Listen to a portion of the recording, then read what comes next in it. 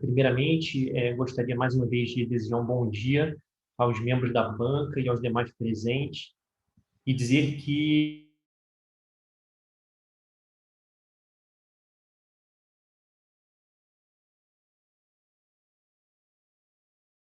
de forma a apresentar as minhas propostas para projetos de pesquisa, ensino e extensão que, em caso de aprovação nesse concurso, seriam realizados na instituição. Desculpa, não está passando aqui o meu... Foi, agora foi. Como considerações iniciais, eu gostaria de dizer que a proposta a ser apresentada, ela tem como alicerces três grandes temas: a glicobiologia, o câncer e o envelhecimento. Nos últimos 15 anos, eu tenho trabalhado na área de glicobiologia do câncer e, por não trabalhar com tumores hereditários, e o câncer coloretal, que é o tumor que eu trabalho, ele ser uma doença relacionada ao envelhecimento, eu me considero já um pesquisador que atua na área de envelhecimento. Então, eu tenho, na minha proposta, ela é separada em duas linhas de pesquisa.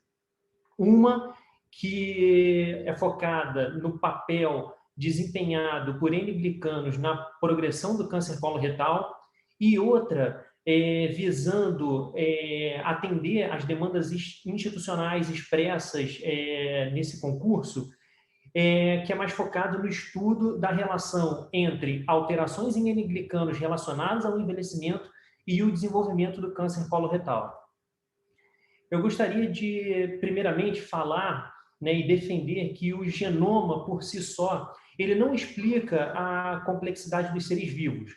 Se nós observarmos nessa primeira linha, essa figura que mostra as diferentes fases da vida da borboleta, todas elas compartilham do mesmo genoma e apresentam características morfológicas completamente distintas em cada uma dessas fases da vida. Por outro lado, se nós olharmos também o genoma de mentes brilhantes e compararmos com o genoma de primatas, em termos percentuais, as diferenças não são tão grandes assim. Por outro lado, se observarmos a complexidade do proteoma, aí sim veremos, né, as origens, né, podemos visualizar um pouco dos mecanismos que explicam a complexidade dos seres vivos. Então, o nosso genoma ele tem aproximadamente 20 mil genes que resultam, né, por processos de splicing, algo em torno de 100 mil transcritos, e se considerarmos as modificações pós-traducionais, nós temos um número superior a 1 milhão de proteínas. Das diversas modificações pós-traducionais que ocorrem em proteínas, a glicosilação é uma das mais importantes. Estudos mostram que aproximadamente 25% das proteínas são glicosiladas. E desse universo de diferentes glicoproteínas e diferentes classes de glicanos, nós temos, na nossa linha de pesquisa, particular interesse nos N-glicanos, que são carboidratos covalentemente ligados a aminoácidos asparagina em proteínas, e eles podem se apresentar de diferentes formas. Os três tipos principais são os complexos, os híbridos e os ricos em manose. Os N-glicanos, eles regulam diferentes processos celulares muito importantes durante a progressão de tumores epiteliais, como, por exemplo, através do controle da estabilidade da adesão célula-célula, em um mecanismo mediado pela diferentes estados de glicosilação da E-caderina. Ele também é muito importante, né? Os glicanos são muito importantes no processo de migração celular, e a glicosilação de proteínas da família das integrinas é muito importante nesse processo. E os N-glicanos regulam também a sensibilidade de receptores para fatores de crescimento. Diferentes perfis de carboidratos presentes nesses receptores tornam eles mais ou menos sensíveis a ligantes. De todos, de uma enorme variedade de diferentes glicanos, o nosso estudo é muito focado nos N-glicanos ramificados, que apresentam, né, uma ramificação chamada do tipo beta-1,6-glucnac. O que é isso mais especificamente? São N-glicanos formados a partir da adição de uma N-acetilglicosamina numa configuração beta-6 que propicia a ramificação dessa molécula. Durante o amadurecimento, a maturação desses glicanos no complexo de Golgi, há um determinado momento em que um substrato, duas enzimas, na verdade, competem por um mesmo substrato. Uma enzima é a MGAT5, que transfere a N-acetilglicosamina nessa posição beta-6, favorecendo, então, a formação desses glicanos ramificados, e a outra é a enzima MGAT3, que adiciona uma N-acetilglicosamina numa configuração beta-1,4 ligada a uma manose, e quando isso ocorre, não há ramificação da molécula.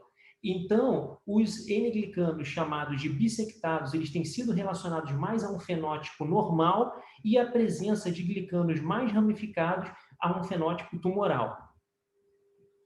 Eu fiz um apanhado, uma seleção de algumas das nossas contribuições nos últimos 4 anos, e que são nesse sentido, de tentar compreender melhor o papel desses N-glicanos ramificados na tumorigênese coloretal. Contribuindo com um trabalho que foi coordenado pela doutora Adriane Todestini, aqui da Biofísica, da UFRJ, nós verificamos no nosso laboratório que tumores coloretais têm níveis aumentados da enzima GFAT1. Essa enzima, ela é uma enzima limitante da via das exosaminas, cujo produto final é justamente uma molécula de UDP ligada à N-acetilglicosamina, que é necessária para a biossíntese dos N-glicanos ramificados. No nosso laboratório, nós também investigamos os níveis de expressão do gene que codifica a enzima MGAT5 em tumores coloretais, e observamos já que nos estágios iniciais da doença tem um aumento significativo dos níveis de expressão gênica de MGAT5 em tumores coloretais. Nós também verificamos, analisando diferentes subtipos moleculares de câncer coloretal, que aqueles tumores do subtipo 1, que são os que têm melhor prognóstico, apresentam baixos níveis de expressão de MGAT5, e aqueles que pertencem ao subtipo 4 apresentam maiores níveis de expressão de MGAT5. Em modelos murinos, nós também verificamos que a inibição farmacológica, utilizando moléculas inibidoras da biossíntese de N-glicanos, elas são capazes de retardar o crescimento de tumores, e nós desenvolvemos um modelo knockout de MGAT5 pela técnica de CRISPR-Cas9, em que conseguimos abolir a formação de tumores nesses modelos murinos.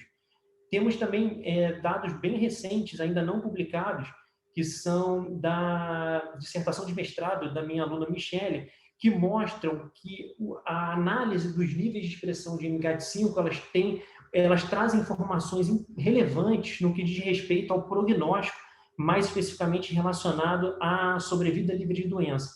E nós verificamos que os pacientes que têm altos níveis de expressão de MGAT5, eles têm um pior desfecho no que diz respeito à sobrevida livre de doença.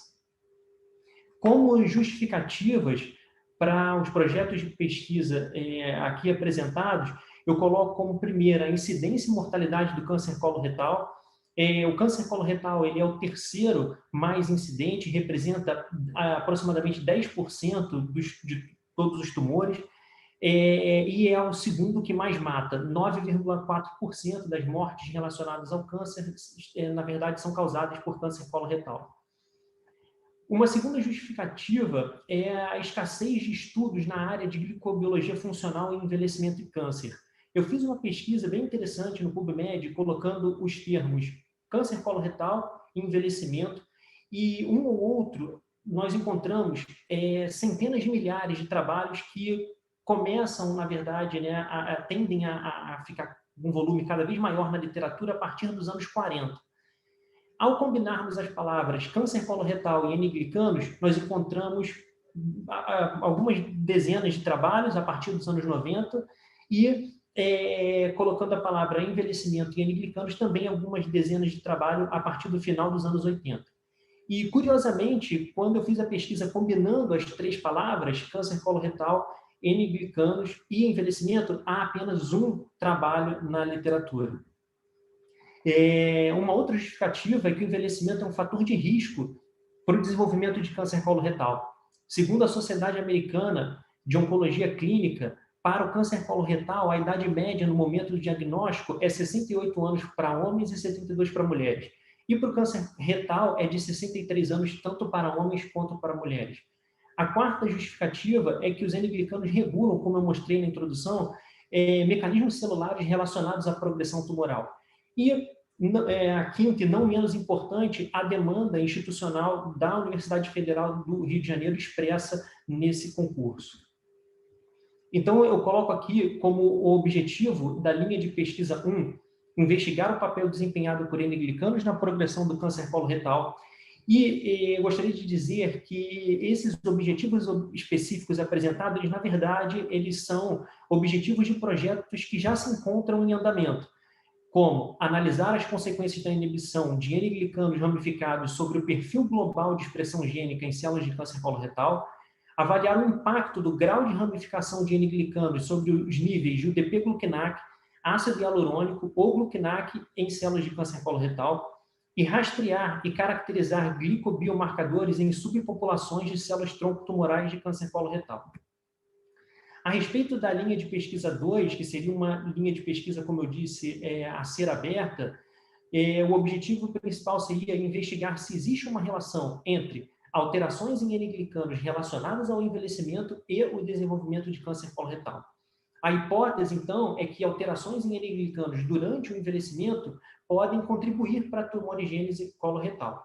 E já existem algumas evidências. Por quê? Porque alterações em N-glicanos, tanto em tecidos envelhecidos quanto relacionadas ao inflammaging, já foram descritas na literatura.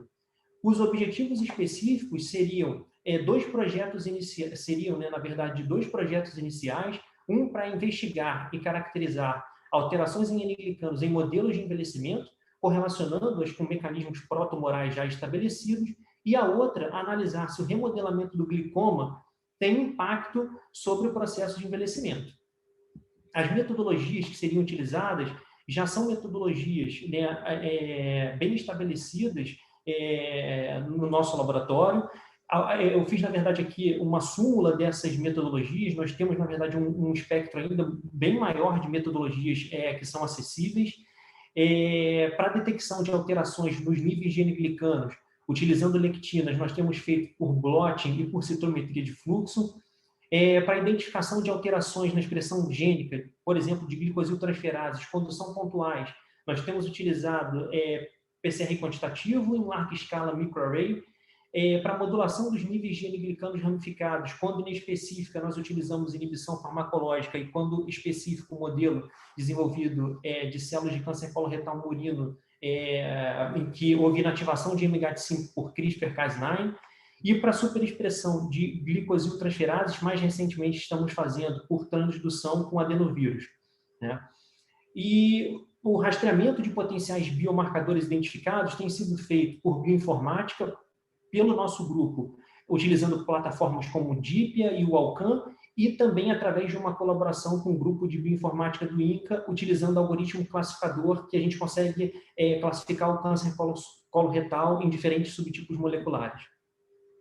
Os modelos experimentais seriam as células que tiveram a inativação do gene de MGAT5 por CRISPR-Cas9, que eu desenvolvi durante o período que eu passei como pesquisador visitante no Instituto de Investigação e Inovação em Saúde da Universidade do Porto, e um outro modelo que foi desenvolvido lá, que são a geração de tumores em camundongos nocaute para MGAT5. Um outro modelo experimental que seria utilizado é o que foi estabelecido durante a dissertação de mestrado da minha aluna, o mestrado da minha aluna Jéssica Costa, que atualmente é bolsista de aperfeiçoamento 2 do INCA, que é um ensaio em que nós conseguimos gerar esferas que são enriquecidas para marcadores relacionados ao fenótipo tronco tumoral. Um outro modelo, esse sim nós não temos, e que teríamos que estabelecer, seria um modelo de envelhecimento prematuro, e eu coloquei como exemplo o modelo de Camundongo SAMP-8, mas eu preciso dizer aqui que eu precisaria conversar com especialistas da área para trocar muitas ideias sobre esse modelo antes de estabelecê-lo, porque eu não tenho ainda experiência nele. O cronograma de execução para a linha de pesquisa 1, eu enxergo como possível alcançar os objetivos específicos num período de curto a médio prazo, tendo em vista que os trabalhos já estão em andamento, e já para a linha de pesquisa 2, aí sim, seriam objetivos de médio a longo prazo. Os recursos financeiros que poderiam ser aplicados no projeto de imediato, que estão vigentes, seriam provenientes do Jovem Cientista do nosso estado, da FAPERJ, mas também outros, como o projeto Sediadas, da FAPERJ, que eu sou membro de equipe, e o projeto Temáticos da FAPERJ, que eu também sou membro de equipe. Ainda recursos previstos são aqueles que já foram aprovados, porém, com o termo de outorga liberado, porém sem recursos aprovados, que seriam de APQ1 da FAPERJ, e um específico para pesquisa em doenças do envelhecimento. O nosso grupo de pesquisa ele conta atualmente com 4 alunos, um de doutorado, um de mestrado, um de aperfeiçoamento 2 e um de iniciação científica, e nós, obviamente, não fazemos nada sozinhos. Nós temos vários colaboradores, tanto no INCA como aqui na UFRJ e no I3S lá em Portugal. Em relação aos projetos de ensino, eu gostaria de colocar algumas considerações iniciais. A minha ideia aqui, ao apresentar esses projetos de ensino, ela foi muito focada em tentar aproveitar boas ideias que são provenientes tanto da minha experiência discente quanto da minha experiência docente. As minhas propostas para a graduação são, nas disciplinas obrigatórias, buscar uma maior integração com as áreas correlatas, tanto nas atividades teóricas quanto nas atividades práticas. Isso aqui vem de uma experiência que eu tive quando eu fui professor da disciplina de morfologia funcional na Faculdade de Medicina, em que nós tínhamos uma grande interação com professores da fisiologia e da anatomia e dava um resultado bastante interessante. Também, uma outra proposta é estabelecer uma interface entre pesquisa e ensino através de disciplinas optativas, como, por exemplo, biologia celular tumoral, e projetinhos. A ideia dos projetinhos ela vem da minha experiência da graduação, quando eu era aluno de graduação da UERJ, que eram pequenos projetos realizados ao final das disciplinas, em que nós íamos para o laboratório, colocávamos a mão na massa, vamos dizer assim, e trabalhávamos na bancada. Uma outra proposta é incentivar o uso de ferramentas online, principalmente em tempos de pandemia, como, por exemplo, o Storage Guide, mas existem várias outras ferramentas que poderiam auxiliar e que estão disponíveis online. Incentivar também discussões e debates sobre transformações e demandas no mundo do trabalho. Nós temos alguns exemplos no nosso programa lá no INCA de alunos que passaram pelo nosso programa e que hoje ou estão na indústria farmacêutica ou abriram empresas, e é importante porque nem todos os alunos vão seguir a carreira acadêmica. No nível de pós-graduação, uma proposta seria orientar alunos investindo não apenas na formação acadêmica, mas incentivando uma integração entre a vida acadêmica e a vida comunitária. A gente vive num país muito desigual e poucas pessoas chegam à pós-graduação. E essas pessoas que chegam têm condições de trazer um retorno, de levar um retorno para a sociedade. Outra proposta em nível de pós-graduação seria de incentivar a realização de cursos e estágios em instituições estrangeiras. Foi muito importante para a minha formação, e eu tenho certeza que foi muito importante para a formação de diversos pesquisadores, estágios no exterior e cursos. Oferecer disciplinas avançadas, como nós já temos feito na pós-graduação do INCA, como a glicobiologia do câncer e transição epitélio-mesenquimal, e também nos alunos de pós-graduação incentivar o uso de ferramentas de bioinformática, como, por exemplo, o CBioportal, o DIP e o Alcan. Nós temos tido resultados bastante importantes fazendo rastreamento por bioinformática antes de chegarmos numa pergunta mais específica. Ou, ao contrário, a partir de uma questão mais específica, tentar validar num universo macro utilizando a estratégia da bioinformática. E, por fim, na questão dos projetos de extensão, mais uma vez eu queria colocar a questão da desigualdade. Muitos sonham em chegar na universidade, porém nem todos conseguem acesso à universidade. Muitos dos que conseguem não acessam universidades que são de excelência. Então, nesse sentido, eu tenho duas propostas. Uma é realizar atividades nos moldes INCA de Portas Abertas, em que nós vamos para as escolas públicas falar sobre prevenção de câncer. E é muito gratificante, temos tido excelentes resultados com esse tipo de atividade. A outra seria captar recursos para oferecer ou colaborar com cursos nos moldes cursos de verão. Eu, quando estava terminando a minha graduação em Ciências Biológicas na UERJ, eu fiz um curso de verão na USP de Ribeirão Preto e foi muito importante para a minha formação. Nós, quando recebemos lá no INCA alunos do curso de verão, normalmente eles vêm de universidades do Norte ou do Nordeste e conseguem acessar tecnologias aqui no Rio de Janeiro que não estariam disponíveis por lá, e muitas das vezes esses alunos acabam retornando para fazer pós-graduação na instituição. Eu gostaria de finalizar tentando expressar em poucas palavras quem é o pesquisador Júlio Freitas.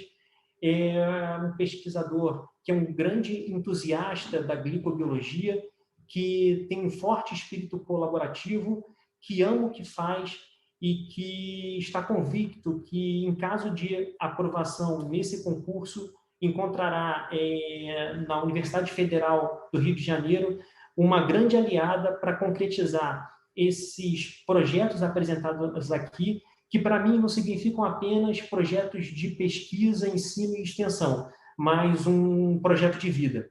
Obrigado. Obrigado, Júlio. Bem, então... Eu não estou vendo vocês aqui, perdão. Não está ouvindo?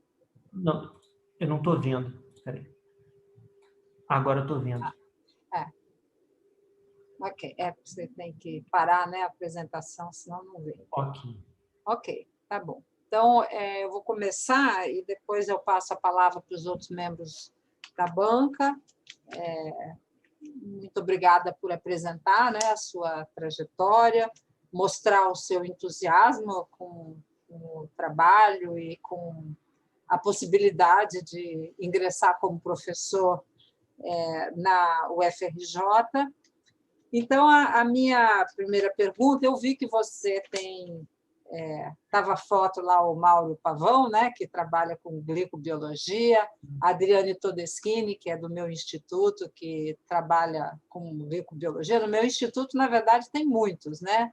Tem o pessoal da a Lúcia, né, Previato, e o José Osvaldo, e tem bastante gente, tem um programa bem forte nisso. No ICB, como é que você vai se inserir, como é que você vai implementar esse seu projeto? Essa é a minha primeira pergunta, tá? Vou te fazer algumas assim em sequência e depois eu deixo você responder e passo para os outros.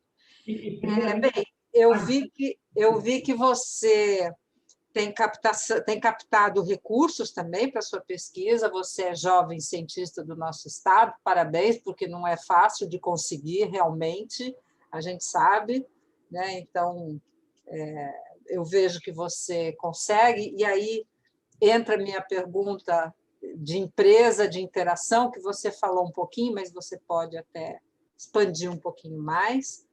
E daí eu passo para a graduação, que eu vi que você deu aula na Souza Marques, e talvez tenha sido essa de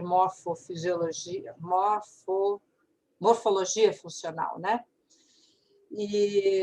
Mas eu vejo que assim, na histologia você não tem tanta experiência, me parece. Eu vi que você deu algumas aulas isoladas, você deu na física médica com a Cristina Mota, né?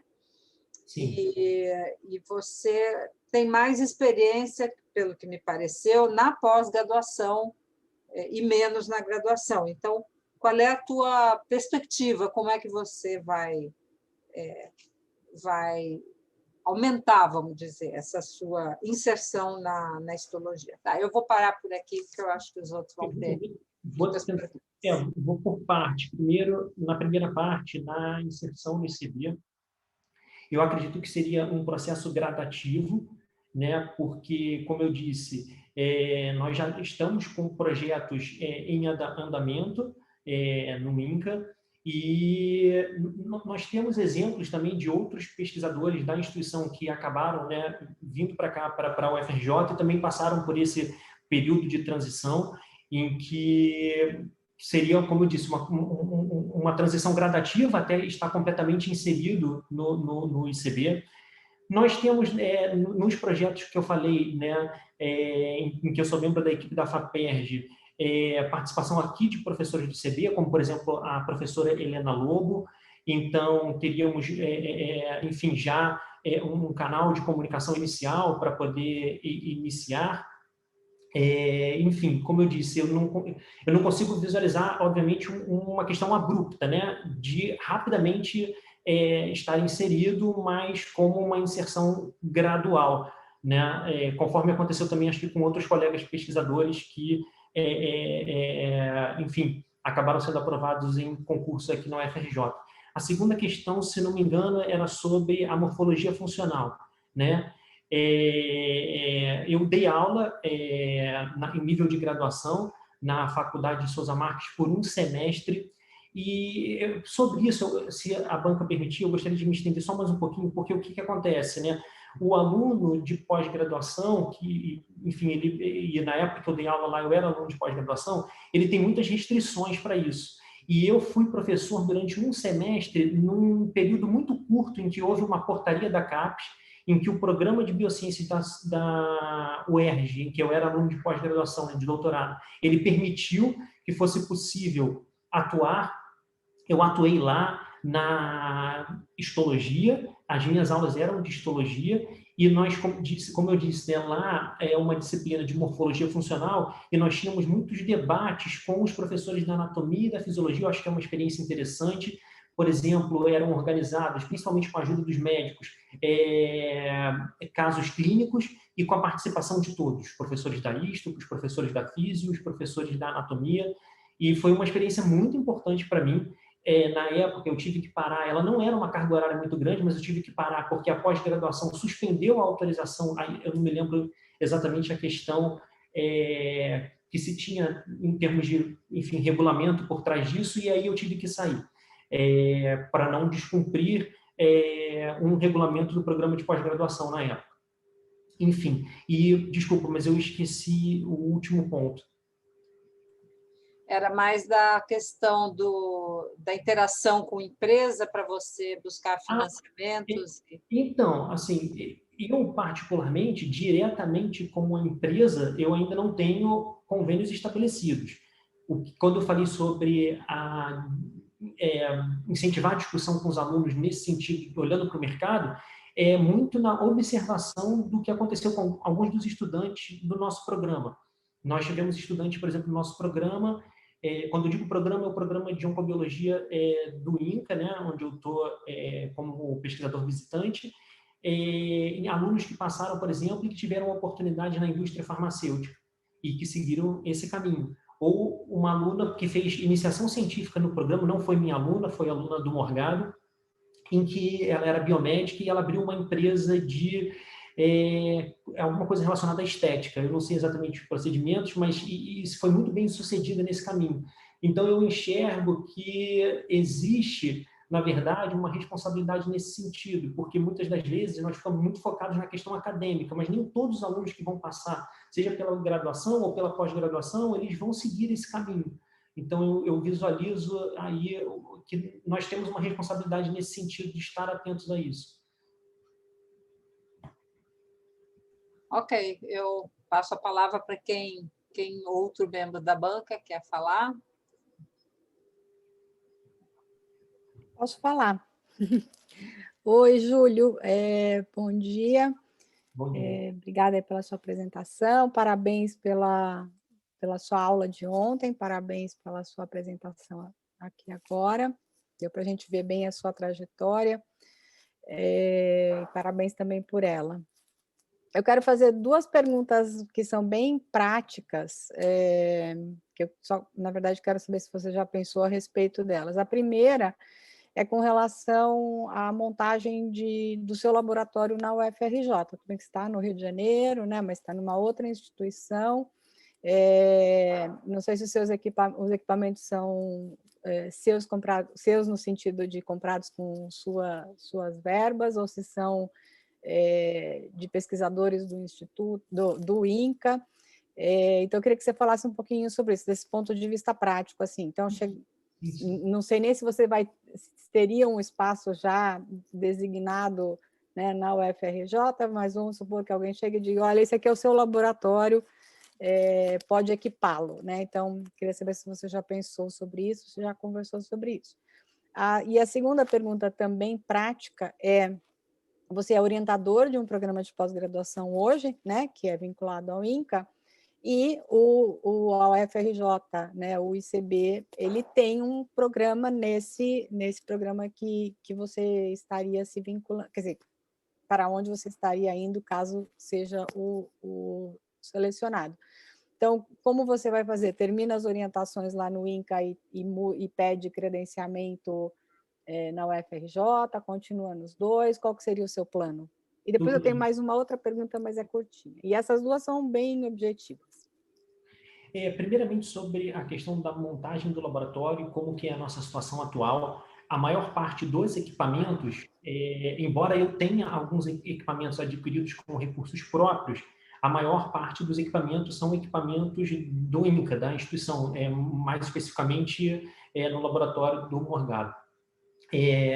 Mais uma vez, seguindo no caminho da resposta anterior, em caso de aprovação no concurso, eu teria como objetivo trazer a minha, enfim, montar, perdão, a minha infraestrutura aqui na UFRJ, e eu sei que isso seria um desafio enorme, mas seria um processo gradual, um processo que teria alguns percalços em momentos em que alunos estariam ainda no INCA, ou outros alunos aqui, à medida em que as coisas fossem caminhando, mas eu enxergo isso como um processo que, enfim, vai ser um processo gradual. Não há como eu pegar... Eu não tenho uma infraestrutura pronta que eu possa pegar de equipamentos e tudo no INCA e trazer para cá. Eu teria que conversar com a direção do Instituto aqui, saber das disponibilidades. Uma coisa que pode ajudar muito nesse processo é que eu tenho uma colaboração muito forte já com professores aqui da UFRJ, mais especificamente para entrar na questão da glico, com a professora Adriane Todestini. Eu tenho um aluno de doutorado que é co-orientado por ela e que desenvolve parte dos experimentos aqui na biofísica. Então, como eu disse, eu visualizo esse caminho como um caminho gradual em que as coisas, enfim, ocorreriam gradativamente até que eu conseguisse, enfim, né, realizar todo o trabalho aqui na Universidade Federal do Rio de Janeiro. A segundo ponto? É o programa de pós-graduação. Sim. Mais uma vez, eu estou credenciado no programa de pós-graduação do INCA e eu procuraria, obviamente, estar atento, né, ao credenciamento aqui do programa, para poder submeter e tentar me credenciar aqui para passar a orientar alunos aqui no programa, né, enfim, da morfologia, né, que é o programa enfim, que está linkado com o ICB. Eu tenho mais uma outra pergunta, mas eu vou passar para os colegas, e aí, se tiver tempo no final, a gente conversa. Obrigada. Nada.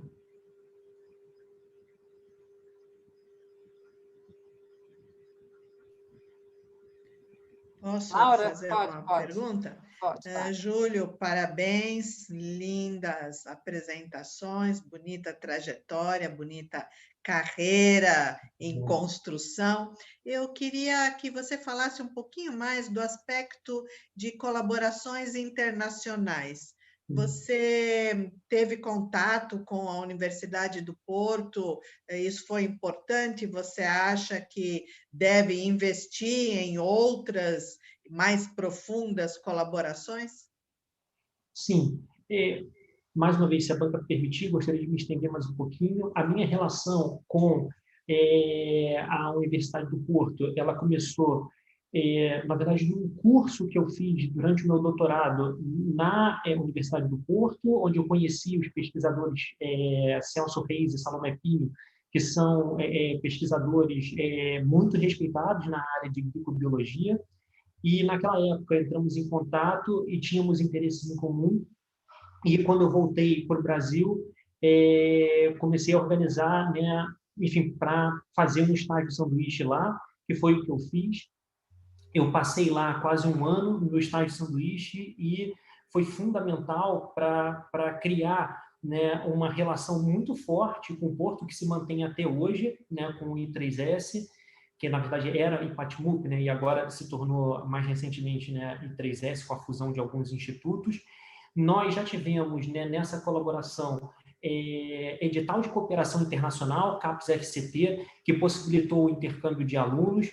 Tentamos mais recentemente o CAPES-FCT de novo e não conseguimos. Em 2017, eu passei um período lá como pesquisador visitante, que foi muito importante também para desenvolver os modelos celulares knockout e os modelos murinos. E nós já tivemos também colaboração, que, claro, não deu para colocar tudo numa apresentação de 30 minutos, com a Universidade de Oxford, em que, ao ler nossos trabalhos, né, o pesquisador George Fleet nos mandou uma série de inibidores de exosaminidases lisossomais. Nós testamos uma série deles,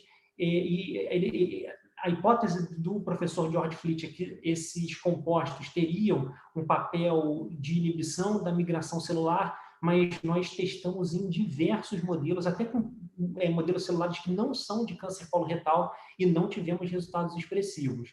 Estamos sempre atentos, né? Por exemplo, a minha aluna que trabalha com aquelas esferas, o enriquecimento de marcadores de células-tronco, ela tem muito interesse em realizar um estágio no exterior. Ela já tentou aplicar para alguns e ainda não conseguiu. E como o pessoal do Porto, por exemplo, não é especialista nisso, ela tentou para uma universidade na França, depois tentou para uma nos Estados Unidos, e a gente está tentando criar também colaborações com outros parceiros para além do Grupo do Porto, mas a colaboração com o Grupo do Porto era uma colaboração constante. Nós temos uma grande relação que foi construída desde a minha ida lá em 2012 como aluno durante o período de doutorado, durante o período de sanduíche. E, como eu disse, né, nós estamos muito atentos a outras pontes que possam ser construídas para tentar alavancar, né, os projetos. Como eu disse, a gente tem recursos limitados. Só para dar um exemplo mais específico desse projeto com células tronco-tumorais, o ensaio de formação de esferas e a manutenção dessas culturas é extremamente cara. Então, a gente consegue ir até um certo ponto e não consegue manter durante muitos meses, por conta de todos os fatores que precisam ser adicionados, e é caríssimo cada vez que chega, né? A minha aluna, com aquela lista de fatores, a gente fica realmente angustiado com aquilo. E, enfim, parcerias são muito importantes, e também pensar em estratégias para diminuir custos, né? A gente tem, na verdade, investido um pouco nessa linha de pesquisa em especial, por exemplo, para tentar diminuir custos na realização de sorting, né?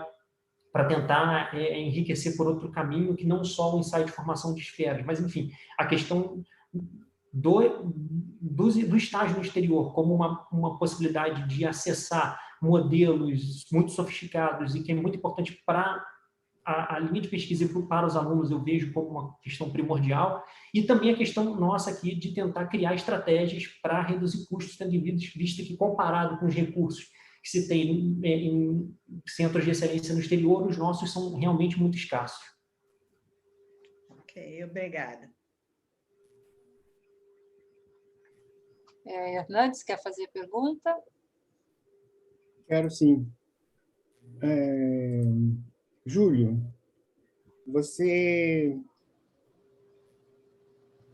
eu queria fazer uma pergunta para você, que é, na verdade, fazer um desafio.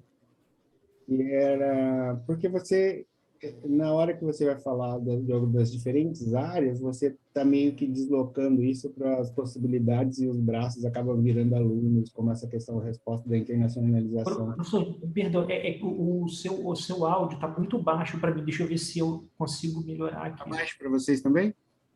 Vou aumentar aqui, acho que é do meu volume aqui. Ok. Se você fosse adotar uma ação de inovação, usando esse modelo, essas questões de glicobiologia que você vem trabalhando, que projeto seria esse? Eu já pensei muito nisso, né, na questão da inovação. Eu acho que a gente tem, a partir do desenvolvimento, né, do algoritmo classificador, isso foi em 2015, né, é recente, né? Na verdade, eu estou me referindo especificamente ao algoritmo classificador que foi desenvolvido em 2015 através de um consórcio internacional que conseguiu classificar molecularmente o câncer coloretal, né, em 4 subtipos moleculares. E uma questão interessante é que pouquíssimos estudos são realizados para compreender alterações em carboidratos nesses subtipos moleculares e qual é o impacto disso. E, para além disso, como eu mostrei rapidamente quando eu falei do projeto de mestrado da minha aluna, em que a gente viu que os níveis de expressão de MGAT5 eles estão relacionados a níveis aumentados com o pior prognóstico, né? Eu acho que um caminho interessante seria destrinchar diferenças de glicosilação nos subtipos moleculares para construir um caminho para personalização. O que eu estou dizendo é que a glicobiologia ela pode funcionar como ferramenta para melhor compreensão de subtipos moleculares e de ramificações desses subtipos. E isso, sim, poderia trazer informações importantes que poderiam resultar em inovação. Eu não estou dizendo que isso seriam inovações, né, que nós teríamos que avaliar, mas eu vejo como possível, né, aliando as duas coisas, né, a estratificação, a caracterização molecular e a compreensão dos glicanos, né, e do seu papel nesses diferentes subtipos moleculares, um caminho possível para identificar, por exemplo, novos biomarcadores com valor prognóstico. Aí sim seria, né, a gente já tem alguma coisa, assim, enfim, por análise de bioinformática, mas isso teria que ser expandido para caracterizar realmente uma inovação. Olha, uma molécula que você consegue separar, por exemplo, analisando o seu perfil dentro de um subtipo, pacientes que vão ter um pior desfecho ou pacientes que vão ter melhor resposta a um determinado tratamento. Enfim, eu enxergo nesse... Tá bom. Obrigado, estou satisfeito. Obrigado.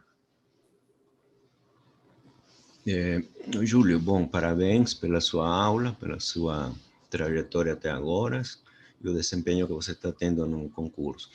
Eu queria voltar um pouco numa pergunta que você respondeu da professora Silvana, acho que foi no início, quando te perguntou como você vê, como você iria se inserir no ICB.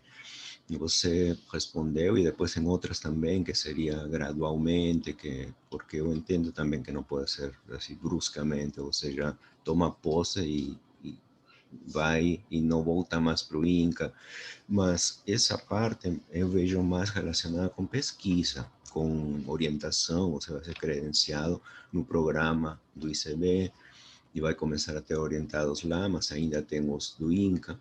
Então, essa parte gradual eu entendo, mas tem a parte de ensino, de graduação. Você vai ter que assumir uma carga horária que eu imagino será grande, pela minha experiência no ICB da USP, é uma carga muito grande. Você dá aulas para medicina, odonto, veterinária, biologia, nutrição, toda a área da saúde.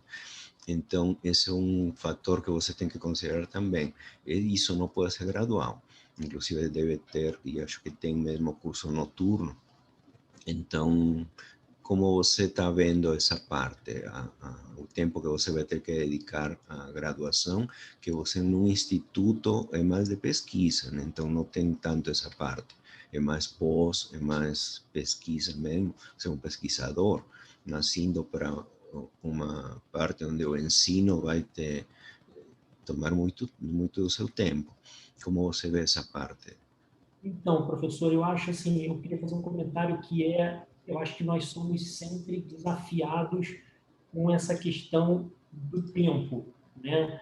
Eu queria usar um exemplo que é um exemplo pessoal, mas que tem impacto profissional e que foi e está sendo um imenso desafio para mim, que foram quando os meus filhos nasceram. né? E em função da pandemia, estarem até o presente momento em casa, sem creche, e conseguir, por exemplo, conciliar isso com a vida profissional. Eu queria, é claro, né, fazendo aquele pensamento de quanto a impressão que me dá é que quanto menos tempo a gente tem, mais a gente tem, porque a gente vai criando meios de otimizar e de se organizar enfim, eu entendo que como o professor disse, né, eu entendo que haverá um período em que eu vou precisar me adaptar em termos de horário com a questão do cumprimento da carga horária para as disciplinas de graduação, né? Mas eu enxergo isso assim com alegria, assim, em caso de aprovação do concurso. Por que eu digo que eu enxergo isso com alegria? Conforme expresso na parte escrita do meu memorial, que eu pude detalhar muito mais isso, eu sempre busquei estar em sala de aula, né? A minha participação, por exemplo, na disciplina da Física Médica aqui, como colaborador, em um módulo que a gente dá de Biologia do Câncer, ela data de 2008, né? Então, eu venho e até hoje, quando a professora Cristina me chama, eu estou lá. Eu sempre procurei, por exemplo, quando eu retornei do Porto, eu pedi para a coordenadora, né, do curso de pós-graduação onde eu estava para organizar um curso de glicobiologia para os alunos da pós-graduação. A professora Tereza Cristina, ela sempre diz que eu fui, né, um aluno de graduação que ofereceu um curso para alunos de graduação, porque eu queria trazer e queria enfim, divulgando aquilo. Enfim, resumindo, né, eu realmente enxergo como um grande desafio e sinto que nós constantemente estamos sendo desafiados com essa questão de ter tempo para cumprir tudo. Enfim, sei que não vai ser fácil, em caso de aprovação, dar conta de tudo isso, mas, como eu disse, né, como isso resultaria em maior tempo na sala de aula, eu vejo com alegria.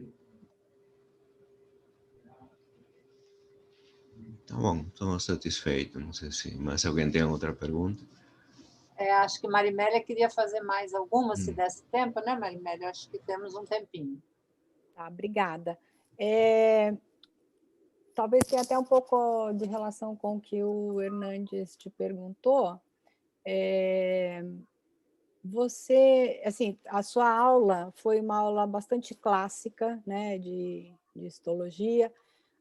O seu projeto é um projeto, assim, que a gente vê que ele também segue, né, uma linha também mais tradicional de pesquisa na glicobiologia. E aí eu fiquei me perguntando se você acha que a gente enquanto cientista e professor e fazedor de extensão, né, que também a gente acaba fazendo tudo isso, se a gente sempre precisa ter assim aquela coisa mais original, mais de ponta, seja em sala de aula, seja na pesquisa, seja na extensão, ou se assim ser uma pessoa assim, mais clássica é o que seria o ideal. Qual que é o seu pensamento sobre isso? Assim, eu acho que eu confesso que eu teria uma certa dificuldade para dizer o que seria o ideal. Eu vejo que existem diferentes caminhos. O que eu estou querendo dizer é conhecimentos disruptivos, muitos deles surgiram da pesquisa básica, sem nenhuma pressão específica para uma aplicação, enfim, imediata. Por outro lado, existe uma cobrança, né, da sociedade de que haja um retorno das pesquisas que são feitas em termos de inovação. Eu queria puxar essa discussão, se houver tempo, para a questão, né, dos ecossistemas de inovação. Eu acho que a gente peca no Brasil porque a gente tem os pilares para a formação de ecossistemas de inovação, mas existem resistências até mesmo culturais para isso. O que eu estou querendo dizer é o seguinte: nós temos excelentes universidades, temos um setor produtivo robusto, temos demandas de todos os lados, porém, muitas das vezes, o setor produtivo, essa palavra setor produtivo eu não gosto muito, porque parece que nós não somos produtivos, né? Mas, enfim, o setor produtivo, muitas das vezes, não enxerga na universidade um caminho para resolver seus problemas e, por outro lado, muitas das vezes, na universidade, me permitam dizer, há até uma certa demonização do setor produtivo. Eu não estou dizendo que isso vale para todos, não estou dizendo que isso é uma regra, mas eu acho que isso dificulta a formação de ecossistemas de inovação, né? E, dito isso, eu vejo que muitas das vezes os caminhos de inovação eles não são construídos por conta desses problemas. E na questão específica individual do pesquisador, eu visualizo que os dois caminhos são possíveis, seja o caminho clássico, como a professora colocou, que pode sim resultar num conhecimento disruptivo, como já aconteceu várias vezes, mas também aqueles pesquisadores que conseguem achar um caminho para desenvolver parcerias e gerar inovações, isso também é um caminho interessante. Então, eu não vejo nenhum dos dois como um caminho ideal. Eu acho que isso pode coexistir. Essa acho que é a mensagem final que eu queria passar. Ótimo, muito obrigada, Júlio. Deixa eu só fazer mais uma última pergunta, que ainda temos um tempinho aqui. Okay. É a seguinte, eu vi que você é pesquisador visitante no INCA, né? Que tipo de contrato é esse? Não é contrato. Deixa eu ver que tem um bichinho voando aqui, perdão. Não é contrato. Eu sou bolsista. Essa é uma questão dura, assim. Eu sou bolsista do INCA, como pesquisador visitante, desde 2015, e não há contrato. Se a professora me permitir, eu gostaria de me estender um pouquinho nisso também. Por quê? Porque isso é um empecilho para uma série de questões. Posso pontuá-las aqui, se houver tempo. Por exemplo, a questão, embora eu tenha conseguido, né, com muita garra, vamos dizer assim, vários editais, né? Eu já sofri muito com barreiras por não ter vínculo empregatício. Por exemplo, ali por meados de 2019, perdão, não consigo precisar exatamente o mês, eu tinha recursos do CNPq, que eram de Universal, que eu tinha conseguido, e esses recursos acabaram. E quando esses recursos do CNPq acabaram, eu tinha uma série de editais da FAPERJ que eu estava como membro de equipe e que houve aquele problema na FAPERJ que ela parou de pagar, né? E, enfim, num determinado momento eu tinha vários projetos aprovados e não tinha os recursos e apliquei na época por um APQ1, que foi, na verdade, é porque houve um gap entre a submissão do JCNE e o resultado. Nesse meio tempo apareceu um APQ1 e quando eu apliquei, assim, enfim, com esperança de que aquilo, se fosse pago, pudesse resolver o meu problema ali naquele momento, quando eu submeti, imediatamente eu recebi uma carta dizendo que eu não poderia aplicar porque eu não tinha vínculo empregatício. A professora Adriane Todestini já organizou uma equipe, que era uma equipe pequena, com o professor Mauro Pavão, o professor Paulo Mourão, e que ela me convidou e que eu não pude participar porque não tinha vínculo empregatício. Jovens pesquisadores do INCA também uma proposta que eu não me lembro agora, desculpa, especificamente o nome do edital da FAPERJ, mas era voltada para jovens cientistas. Na submissão tinha que apresentar comprovante de vínculo empregatício. Esse é um problema grave, né? Da nossa estrutura, né?